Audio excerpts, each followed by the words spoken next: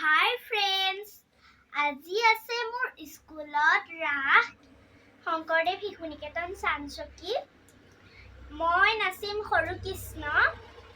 মই ড্ৰেছ ঘৰতে চিলাইছো আৰু এযোৰ ড্ৰেছ ভাড়া কৰিলে 2000-2500 ইমান টকা ল'ব। মই ঘৰতে এনেকে মায়ে পাপাই বনাইছে।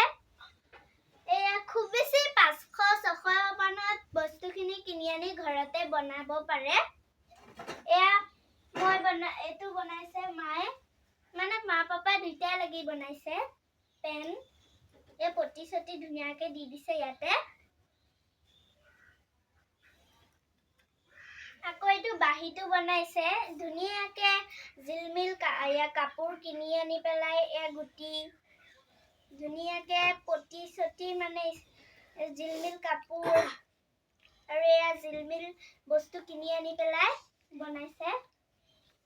এটা মালাডাল বাৰু কিনিয়ে আনিছো আৰু এখন পিঠি এখন মা পাপাই দুইটাই লাগি পেলাই বনাইছে এখন পিঠিয়া। আকৌ এই চোলাটো মানে মা আৰু পাপাও লাগি বনাইছে।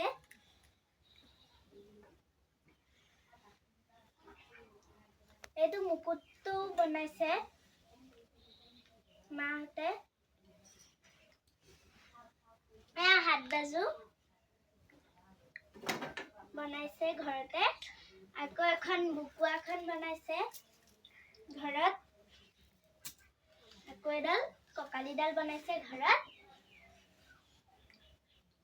এনেকে আপোনালোকে চেষ্টা কৰিব পাৰিব 500-600 টকাত এনেকে মণিগুটি ফুল ৰছী মানে এইবিলাক ৰঙা নীলা এনেকুৱা ৰছী কমলা ৰছী এনেকুৱা গুটি পটি এইবিলাক চব কিনি আনি আপোনালোকে ঘৰতে বনাবলৈ চেষ্টা কৰিব।